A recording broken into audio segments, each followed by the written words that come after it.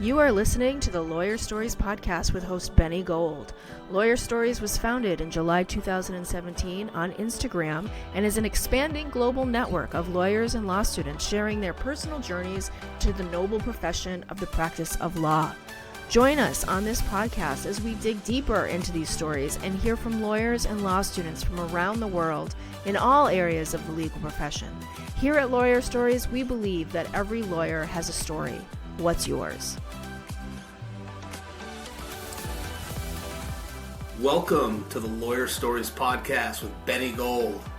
Today we have a special guest, and we'll get back to him in just a moment, but first a message from our partner, CallRail. How many high-value cases did you lose in the past year because your firm couldn't respond fast enough? 81% of law firms say slow response times cost them business, nearly a quarter of their annual revenue. That's why you need CallRail in 2026. Integrated into your case management system, CallRail is going to help you capture every call, even after hours, spot the high-value leads instantly, respond faster, and gain the insights you need to bring in bigger cases. Join over 3,000 law firms using CallRail to follow up faster, land bigger cases, and drive real growth. Start your free trial today with us. Send us a message. We'll get you the link. And thank you, CallRail. So welcome, Robin. Thank you for having me. Yeah, for sure. So our guest today is Robin Saghian, personal injury attorney at Omega Law Group in Beverly Hills, California, West Hollywood. So Yes, 90210 was the address for a while. I just, I'm stuck on that because back in the day, I'm probably a lot older than you, but there was a show, 90210, and I had to ask, is the Peach Pit still around? Closed long time ago. Closed a long time ago. All right. Well, I was thinking if I came out there, but that's pretty sweet. All right. So Robin's a graduate of Loyola Law School at Loyola Marymount University and is a founding partner of Omega Law Group, where he focuses on helping injured victims recover compensation after serious accidents and injuries.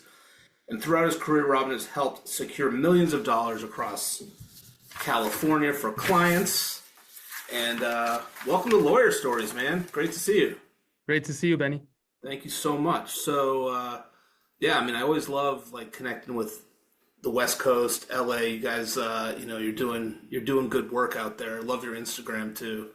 Thank you. Seems really cool. You got some good social media stuff going on.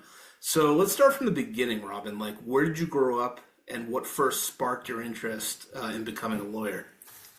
So I grew up in Los Angeles, pretty much my whole life since I was 2 years old, 3 years old. What was before then? Well, I was actually born in Iran. Iran. Okay. Wow. Yeah. So do you have any memories or info about coming over or no? We had a stopover in Italy for a little bit, okay. and then we came to America. But I don't remember anything from that time period. I was fair enough. Why did they come over? Do you think your parents? It was during the Iran-Iraq War. Yeah. Okay. So we had to get out of there. So you're in LA. I mean, where else? Yeah. LA is a great place to go, right? So. Sometimes some of my friends who also came from Iran say, you gotta thank those people for bringing us here because we're in this beautiful place. Yeah. And, beautiful country, beautiful city. I love that. Did your parents have jobs and everything when you came over, or was it just to kind of move you guys out of that space? No, they came here to figured it out from the time they came here and kind of just, winged it like so many other people. Really? Yeah. Okay. So they winged it, and somehow they did not somehow, but they obviously did a really good job with you because here you are growing up and going to law school. What do you think the big influence was growing up? As kind of corny as it sounds, as cliche, they really ingrained us with a sense of, work ethic, hustle, you got to figure it out on your own. Yeah. Coming here and being young and having parents who kind of don't understand the system, mm-hmm. In a sense, you're figuring it out for them, right? So, when we were kids, my dad was coming home saying, hey, can you translate? Can you read this letter for me? Tell me what to do, you know? Right. So when you have that kind of upbringing, you learn very early on, like you got to figure it out. So what were they doing for work, like when they came over here? Do you remember? My dad came here and he got into textiles. So he Okay. got into textile business. Textile. What is that? That's like selling like just Fabric, fabric. denim. Yeah. Yeah. No, that's okay. So you came here, your dad's selling textiles, and you're young and going to school. Like obviously, you're going through school, and I mean, do you remember at any point like it was different for you guys, or not really? Were you like Americanized, so to speak, at that point? Like when by the time you could actually like recognize what was going on? I mean, it's a struggle early on because again, you're going to school and other kids' parents kind of understand what's going on, and then my parents are like not necessarily getting, hey, what's a report card? Like things like that, Right, right? right, okay, So again, when you grow up with that sense of responsibility, I think it carries on into you being an adult, you know? So okay. you grow up much faster. That's interesting. Yeah. That's really interesting. Yeah. So like, what about the law intrigued you? Like when you were going through school, like what classes you like, what classes like didn't you like right away? I loved history when I was a kid. Okay. I would go home and first thing I would do is turn on the History Channel. Okay. Like since I was like 7 years old, I would go home and watch History Channel. Yeah, no, that's interesting stuff. Yeah. What about being a lawyer? Like, did you have a moment when you were like, okay, I'm going through school, like my parents have been busting their butts, doing what they do to raise us, like law school's the thing for me. So the the main thing was it's actually very interesting. My dad was involved in a pretty bad accident. Yeah. You know, when I was young, I think I was about 10 years old. Okay. Okay. And he had hired an attorney. They, from what I could see now, completely mishandled his case. Interesting. Okay. Because now I know what goes into it and what doesn't, Right. right? Right. So at the time he hired the attorney, they didn't really get him the proper medical treatment he needed, and they kind of just shoved him through their system and kind of just settled it, for as quick and cheap as possible. And here's a couple grand, we'll see you later. Was it like a Didn't high volume firm and they were just sort of like pushing them out and that sort of thing? Like, Yeah, yeah. yeah. I mean, it just didn't explain anything to him, and he ended up actually not getting the proper medical treatment. And so with these types of injuries, it's kind of the thing where if you don't get it treated Right. early on and you kind of let it linger, it just gets worse, Right. So he never got the proper medical treatment. He, thank God he's okay, but he never kind of went back to where he was in terms of like having back pain, right? So that experience drew me to it to be like, hey, that kind of bothered me. So I said, you know what, I'm gonna do it and I'm gonna do it better. Interesting. So do you remember him like going to the lawyer's office and like telling him what was going on and like giving him the facts and that sort of thing? I remember him telling me the story. He didn't give me the date, day to day, blow by blow, but I remember him telling me like, hey, I should have gotten physical therapy. I should have gotten this. I should have gotten MRIs. And they didn't do any of that for him. And they just kind of just said, hey, sit down, shut up, do what we tell you to do. Here's your, small, tiny check, and, Yeah. we'll see you later. You be on your way. Yeah, no, that's I think that's like a great reason to inspire you to become a personal injury attorney, actually. I mean, you're gonna fight for your clients, no doubt. Did you have any mentors along the way? When I was in law school, I actually worked for an attorney who showed me a lot. He wasn't doing personal injury, but he was doing a little bit of that, but he was doing business and real estate litigation. And when I was in law school, I worked at his firm and I learned a lot. He was kind of, very old school, hands-on, nitty-gritty, type law. And so Yeah. me and my brother both actually worked at his firm. We learned a lot. Okay. Yeah, no, that's amazing. So speaking of law school, like you attended Loyola, like what was that? What was your law school experience like? So it's actually interesting. I went to law school with my brother. Yeah. Uh, Are you guys twins or no? No, we're 1 year apart, but we might as well have been twins. Okay. Who's older? He's older, I'm younger. Yeah. Okay. So he gets to retire a year earlier than you, or? No, he's got to work more than me. All right. So tell me. So you went to law school with your brother? So when we got into law schools, we actually wanted to go to the same law school. I got into some law schools, and then he got into some law schools, Okay. and then, so we both ended up getting into Loyola, and we both got into better laws, like not necessarily that Loyola is not a great law school, but we ended up choosing Loyola because we both got in there. Okay. And then we asked them, we said, hey, can we be in the same section, which means the same classes. There's different sections when you go to law school, you know Right. that. Yeah. So then we said, can we be in the same section? And then they said, we normally don't let it happen, but we'll let you guys be in the same section. So when they let us do that, we said, okay, we're coming to Loyola. That's a good question. Knowing me, I probably would have been like, hey, like, can I get a 2-for-1 deal? Like trying to Well, yeah, I got a full ride, and I think you got a half ride. So we Wow, that's pretty sweet, dude. Anything you could do to just get rid of that, like, law school payment, that's amazing. Especially when you're successful. You guys came out. Obviously, you're very successful, and well, I mean, this is I think this is almost 20 years ago. So the tuition has gone up significantly. So not now when you think about it, you're like, it's yeah, not, it's not as much as it was back then, but back then it was, when right. you're young. So, like, what were some of the important lessons that you took away from law school?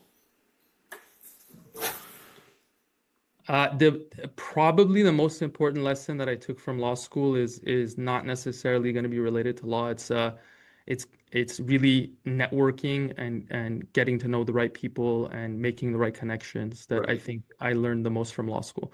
You went to law school, you know how it is, Yeah. so Well, they're not necessarily teaching you to be a lawyer, but yeah. I mean, I think that's smart. Like, I think people think it's a competition, and I remember having this conversation a little bit on another episode where they think it's a competition, but you look around and this kid's going to get the A, this kid's going to get the B plus.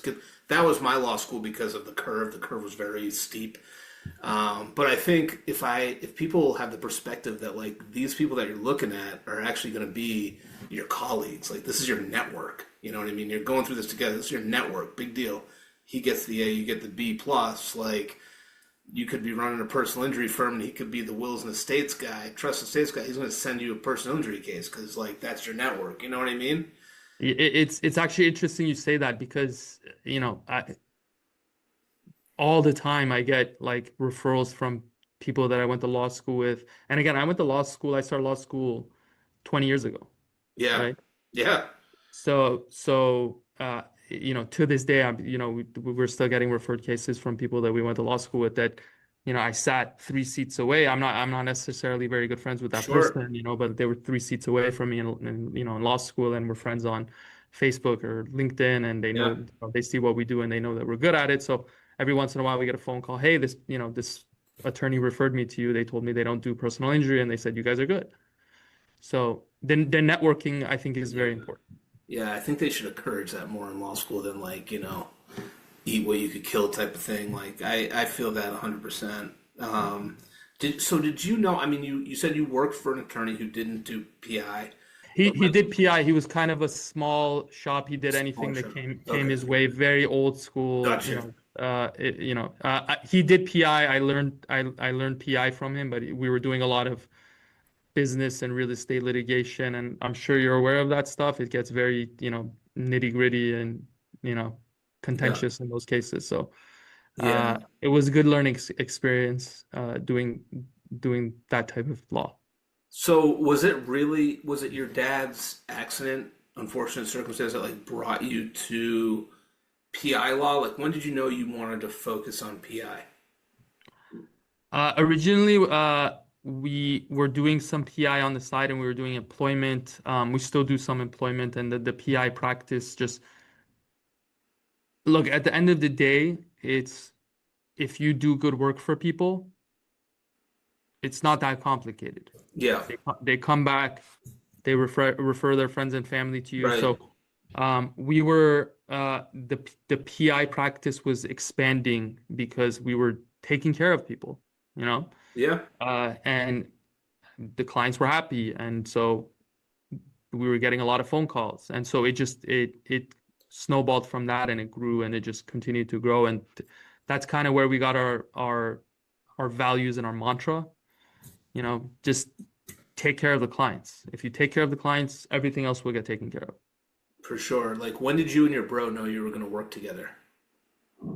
When I was born. Really? Yeah. That close, right? Tell me more about that. We grew up in a very tight-knit family. We were always, I remember when I was a kid, when I would get out of class, I would go outside and wait outside his class for him. Wow. Okay. Yeah. How many, like, were you guys like a year apart in grades too? Yeah. Okay. Yeah. Wow. That's awesome. I love that, man. You didn't even have to like think about the answer to that question. Yeah. Realize that, like, you just kind of like, that was like right off the tongue. That's cool. Um, so we'll have to get him on too. I know it's supposed to be both of you, but like, we definitely want to, that'd be sweet to hear his side too, if it rolls off as quick as yours did. I hope so. So like, what did the early years of your career look like as you developed your skills?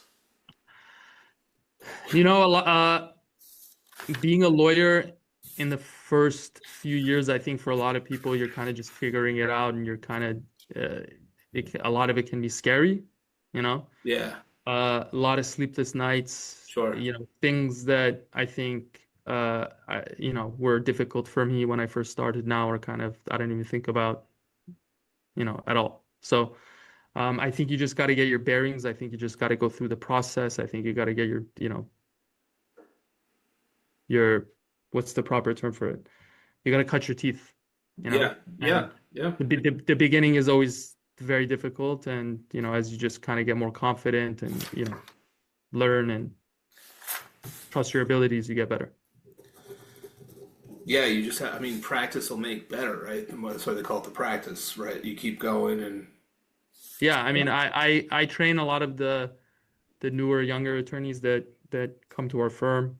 Uh, and, it's when I'm training them, I kind of gotta take a step back, because for me, it's like, I'm thinking, hey, this is so easy. It's not that complicated. And I see them and I see the look on their face, and they're like, so I got to kind of take a step back and be like, one yeah, time I was yeah, in their shoes at one time. I got to, right. not everything is so cut and dry and easy, for everybody. I know. Yeah, I get that. But that's good that you're able to be like self-aware like that and be a good mentor Yeah. to other kids and people coming in. So you're the founding partner, one of the founding partners at Omega Law Group. So what inspired you to help build the firm? I think ultimately what we wanted to do is we just wanted to help people, and we wanted to help as many people as possible. There are a lot of personal injury law firms, in LA, in California. We're also in Texas. There's a lot of personal injury firms in Texas. Okay. There are unfortunately not a lot of personal injury firms that do things the way that I would want them to be done, you Okay. know. Tell us about So, that. ultimately, I think a lot of firms and a lot of attorneys, the way they operate is, what's the benefit to me? What's the benefit to the firm? How do I get from point A to point B that benefits, the firm? We never thought like that, right?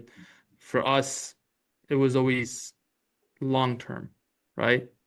So put the client first, and then everything else will fall into place, you know?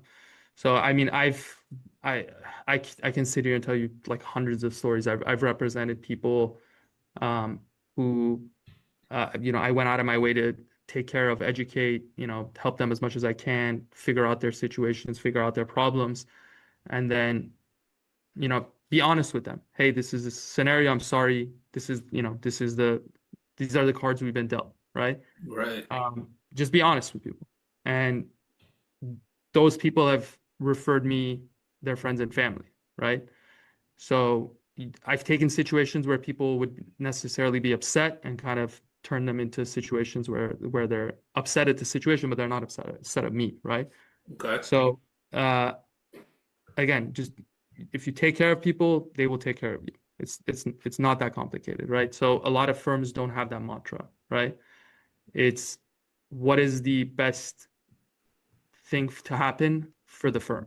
We don't operate like that. We operate as what is the best thing to happen for the client. Everything else comes second to that. I like that. So how many people do you have working with you? The firm, we're about, I think, a little over 250 people now. Oh wow, that's incredible. So wow, you guys are huge. That's really big. That's it takes a lot to do what we do the correct way, right? So to do it the proper way, sure, you can be short-staffed and understaffed and, but if you want to do things the proper way, you have to have the proper people, right? Right. You can't, it's like playing basketball with three people instead of five, right? If you want to play properly, you got to have five people, right? You're playing against an insurance company who's got unlimited resources. They have investigators, they have attorneys, they have paralegals, they have all kinds of people that are working against you, right? Um, we have to have the same thing. So Right. if you want to do it the correct way, you have to invest in your people. You have to get the right people. We have paralegals, we have demand writers, we have former insurance adjusters that work for us. We have former defense attorneys that work for us. Records, people who collect medical records, people who analyze the medical records, case managers. It takes a lot if you want to do it the proper and correct way. So tell me who the clients are. Like who's coming to you? Like is it a car accident? Is somebody like slips and falls? Tell me who's coming to the firm. Yeah, I mean anybody who's injured in an accident at at the negligence of someone else, someone who was injured, in a trip and fall, slip and fall at the negligence of somebody else. I get that question a lot in terms of like what's the demographic, Hmm. and at the end of the day, you can be, you know, any ethnicity, you can be any sex, you can be any gender, you can be any socioeconomic status, whatever. You can be worth $100 million and get in a car accident, and you can be worth $1 and get in a car accident, Right. right?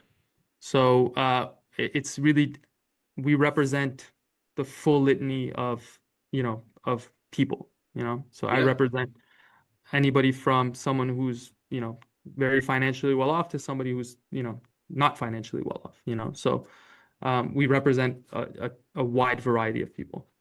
Right. Okay. That's good to know. So, and like, what's your approach? Right. Somebody gets into an accident. They call your firm. They're like, "Hey, I want to speak to Robin. I just got in a car accident. Hey, I want to speak to Robin. I just slipped on a banana peel. I'm calling Omega Law Group. Like, what? Tell us what happens. Like, what's the process for you guys?" So I make myself very available. So if somebody calls and they want to talk to me, I do not hesitate to get on the phone with any of the clients. I make myself available. I've had a lot of clients throughout the years, and I tell them I have a open door policy. If you want to come to my office, call me, text me an hour before. Hey, I want to come to your office. I'll move around my schedule. I'll move around my calendar. You come to the office. I have open door policy. So if they want to talk to me on the phone, if they want to come meet me, I'm fully available. Make no bones about that. I'm not one of these, I'm not one of the attorneys that's like, hey, I'm not going to talk to, the clients or get down into the nitty gritty of it. But ultimately, if somebody calls and says, hey, I was injured in an accident, we do their intake. We see if there's a viable case there to see if we can help them. And then if it's something that we can help them with, we get them onboarded, and then we get them set up with, if they need the proper medical treatment, if they don't have health insurance, things like that, we get them to the right medical treatment. And then, when they're fully recovered, then at that point we'll go to get them a settlement.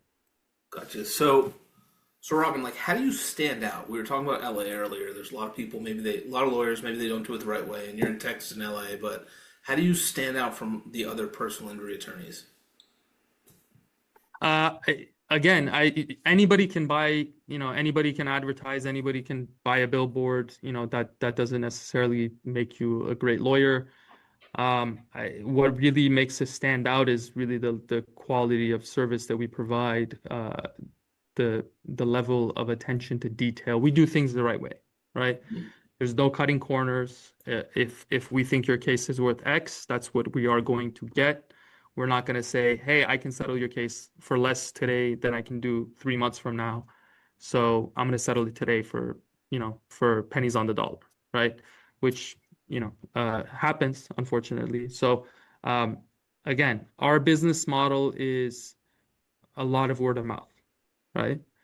So I've taken care of 4 generations of a family, you know.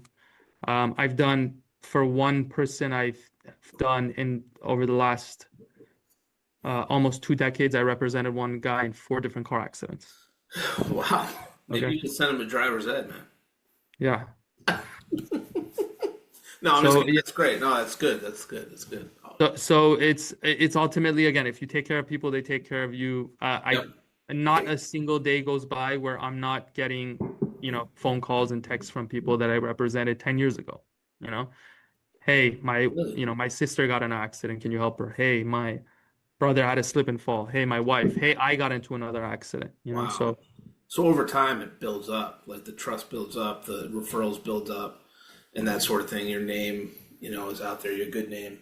yeah, I mean, look, I talk to a lot of clients who come to us, and as part of their intake and onboarding, we ask them, hey, have you ever had any prior injuries? Have you ever had any prior cases? Because we got to know that, right? Right. So a lot of people will say, yeah, you know what? I had a case with so and so, or and when I'm talking to the clients, one of the reasons that because I want to know for myself, I say, I have a question. Why didn't you call that attorney? And across the board, they all say he didn't do a good job on my case. I wasn't happy with that. You know? What makes a client not happy with the case? Like, how do they know? I mean, I don't want to say how do they know, but like, is it the amount of money they get or like the communication? I'm actually Oh, doing a CLE on communication. You should definitely come to it. It's March 31st. But anyway, so like, why would somebody say they're not satisfied? the the number one the number one concern I would say people have is communication, Yeah. Okay. right? But it goes beyond that, right? You can communicate to somebody, but at the end of the day, uh, you have to educate the clients, right? And most firms don't have that approach. They have a sit down, shut up, do what I tell you to do. I'll call you when I call you. And Really? yeah, yeah. So we don't have, I never understood that process. I feel like a client who's educated is it's easier for me to deal with their case when somebody's educated about the process and what to expect and how these cases play out. But for some reason, a lot of firms don't have that mantra. Yeah. Yeah. Get it. So, Robin, when people come to you, they're going through the worst times in their lives, some of them. Like, how do you approach representing clients during like difficult times? I think at the end of the day, you have to be empathetic. These people are Yeah, hurt, they're injured, they're upset, you know? Um, totally. and a lot of times when somebody's hurt, injured, upset, they they take it out on the person that's in front of them. And, you ultimately have to remind them that we're on the same team, we're working for you, we're working with you. It's, the way that I describe it to clients is when a client is hiring us to take on their case, it's almost like getting into a marriage, Yeah, right? totally. So we're marrying each other for the time being for the case, right? So you have to be empathetic, you have to explain things to them. And again, it goes back to educating. Hey, this is the way the process works. This is why things happen the way they happen. This is why things take the timeline that they do. This is the way insurance companies work. and once they understand that and they see that you're working alongside with them, then that's when you have a winning relationship. For sure. So when you're going up against large insurance companies or corporate defendants, like what mindset are you bringing to that fight? There's, ultimately when I was a younger attorney, I think I was, a lot more aggressive in Yeah. my stance. And then I think as you get kind of older and wiser, you catch more. With honey, you know. Okay. So ultimately, at the end of the day, if you outwork your opponent, you don't really need to be more, you don't need to be aggressive and rude with people. You ultimately at the end of the day, it's a human being on the other side. You just have to make sure that you outwork that person, You know, which we do the PI lawyers like know like a lot of the like do you guys build relationships with the defense like or the insurance company like adjusters on the other side who are able to, give you a certain amount of settlement or not really? Or there's just so many people that work there that you don't get to do that. we see a lot of the same names, so Okay. we do definitely build I don't want to say that we have a relationship with them, but we Right. do have a working relationship. Some of the insurance companies have adjusters that are assigned to our firm Okay. because they know what we've done to them in the past. So Right. they Right. allocate one adjuster at a specific firm to handle all our cases because, that way they can, you know, settle cases much, faster and, easier because that person knows our firm. And then there's also the same firms and the defense attorneys, not always, but it's a lot of the same faces and the same names. We have we hire a lot of former adjusters and former defense attorneys Right. to come work for the firm. So we have a lot of kind of inside knowledge on, on how they value cases and how they operate. Yeah, no, totally. So running a successful law firm like also means understanding the business side. So how important is marketing, referrals, and operations in growing the PI practice today? It's paramount. So yeah, it's paramount. Yes, sure. So marketing is important because we live in a time where people are on TikTok and on Instagram, and before they hire an attorney, they're looking on Yelp, they're looking on Google, they're Right. checking your Instagram, things like that. So it's very important. But again, there's no substitute for marketing like word of mouth marketing and taking care of the clients and doing good work. That Right. will that is never going to go away. You Totally. know, Yep. um, some of the biggest cases that we've that we're handling are cases that were referred by former clients. Yeah. That's great. I mean, that means a lot, right? That's like the gold standard to Yeah. get cases from other clients for sure. Yeah, and then the other thing that you mentioned is the operations. That's something that I think a lot of firms neglect is actually the business side of the firm and each of the departments is communicating with each other and how everybody's working, so everything's copacetic with the different people in the firm working together. Because when you have that many people in your organization that's large, Mhm. there has to be an operations aspect to it to make sure that all of the people and all of the departments are communicating so that everything is working seamlessly. Yeah, that's a lot too, especially with 350 people or whatever. That's got to be pretty challenging. That yeah, it takes up a lot of time. Yeah. Yeah.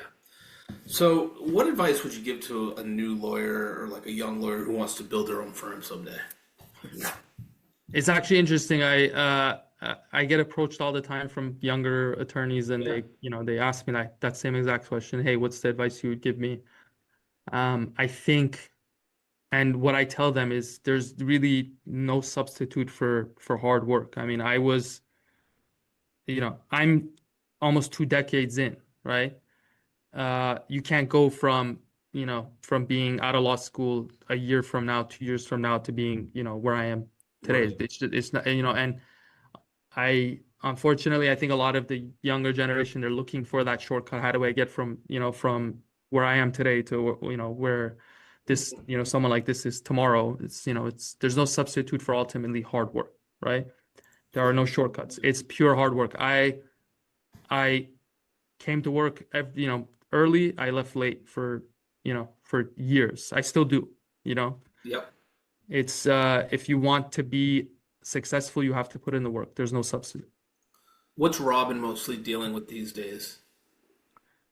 I'm split between, mentoring, the younger attorneys and working on cases and talking with the clients and the insurance adjusters and the defense attorneys. Yeah. Okay. Yeah, that makes sense. So, if you're young, you got to be young and hungry, go work, be working as many hours as it takes and just sort of, you gotta build your way there. You're not just going to get handed it. What was was this your first job out of law school, or what was your first job, your first experience?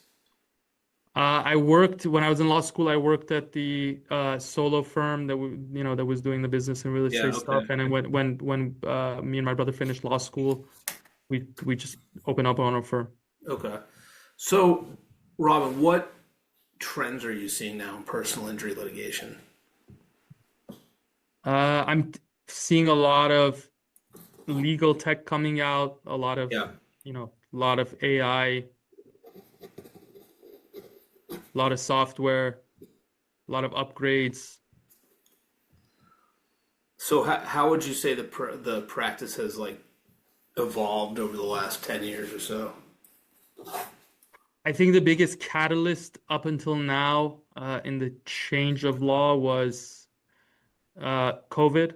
I think COVID forced we from the beginning were very tech forward. Okay.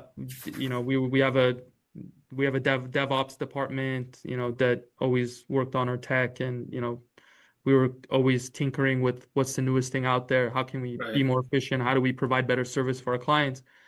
And I 99% of firms were still faxing, with a fax machine and paper and no software, and hey, I gotta go get that file. Give me 15 minutes. Let me go Huh. look for it somewhere, and if it's in a Right. filing cabinet somewhere. I think COVID really forced Yeah. most firms to kind of just step it up with the tech stuff and Yep. get with the 21st century. The biggest change I'm seeing now is the AI and just taking that tech to the next level, and Right. people becoming way more efficient with their time in terms of reviewing medical records, reviewing documents, things like that. Yeah, no, that makes sense. There's a lot of stuff out there for sure.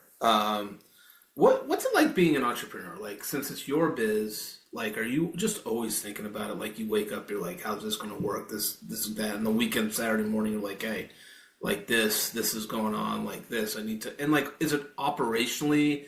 Because I can't expect it to be like really about cases. You have sort of people maybe that probably handle cases that you're obviously overseeing and helping them with. But being an entrepreneur, tell me about that.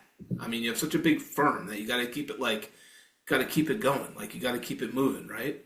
At the end of the day, I think the thing that I take most seriously, I think the thing that me and my partners take most seriously is our reputation, Yep. right? Um, if a case doesn't go the way that I want it to go, that's my reputation, Mhm. right? So that's what I constantly am thinking about. How do I make the firm perform at the highest and most efficient level so that we can provide the best service for our clients? Right. So what's the LA bar like? Like in the Beverly Hills bar, like are you guys like I don't know if the word's friendly, are you collegial, are you like, not that you refer each other case unless you're doing something different, but I don't know. Like what's it like out there? It's a wide array of people. There's people that are, that come into it and say, hey, I'm going to be friendly and I'm going to be Okay. professional. I'm going to be nice. And there's people out there, unfortunately, that take the opposite approach. And Yeah. it's a, there's a lot of people in the sandbox. And, Yeah. generally, if you respect people, they respect you back. No, I think that's a great answer. I think it's like a mixed bag. I think that's fair. So outside of practicing law, like what keeps you motivated and balanced? Like, what's your thing? My family, my wife, my son, How old's your my son? parents. He's 8 months old. Congratulations. That's amazing. Thank you. Thank you. Wicked cool. Yeah. And you said your parents? Sorry, go ahead. I spent a lot of time with my parents. Good. Yeah. That's good. I'm sure they love having the son around, your son. Yeah. They live a couple blocks away from me, so I take them there as much as I can. Yeah. Built-in babysitting. That's right. Take advantage of it, man. I'm telling you. So like looking back, like what advice would you give yourself, your younger self, starting out in the legal profession? Um, the advice that I would give myself is, ultimately, I would spend a little bit more time in my early years, maybe working on the business than working necessarily on the business. Okay. That's the advice that I would give to my younger self. And the other piece of advice I would give is just enjoy it along the way. There's a lot of heartache, there's a lot of stress, but it's the building it is the fun part, right? Yeah. Yeah, the journey, right? The journey to get there is like Yeah. I it's mean, looking back on it, I mean, it's like you're always kind of looking ahead and saying, I can't wait to be XYZ. I can't wait to be this, I can't wait to, to hit this milestone in my career. I can't wait to settle a case this big. But at the same time, I look back on it now and I'm like, oh, the first few years were so much fun and, yeah. we were stressed out, but, Yeah. yeah. Wow, that's awesome, man. You got a lot of good things going on for you. So like what excites you most about the future of Omega Law Group? Just we're expanding, helping more clients, going into more states. Yeah. Yeah, a Good stuff. You mentioned basketball before. You a basketball fan or no? little bit, A little bit. Okay. All right. Lakers or of course. of course. All right. We won't talk about my Celtics then. That's great, man. So is there anything else you wanted to talk about with the lawyer source community? Is there anything else you wanted to share that we didn't touch on today? No, I think we hit on all the points. I appreciate your time and Yeah. had a great time. Yeah, for sure, man. And congrats on all your success. I look forward to staying in touch and telling everybody I know that I had somebody from 90210 on my podcast, even though the Peach Pit is closed. Well, you can come visit us anytime. Dude, I'd love that. That'd be sick. We'll show you around. Thanks, man. I appreciate it. Robin, stay right there. Everybody else, thanks for tuning in. Wherever you are in the world today, enjoy yourselves. Cheers.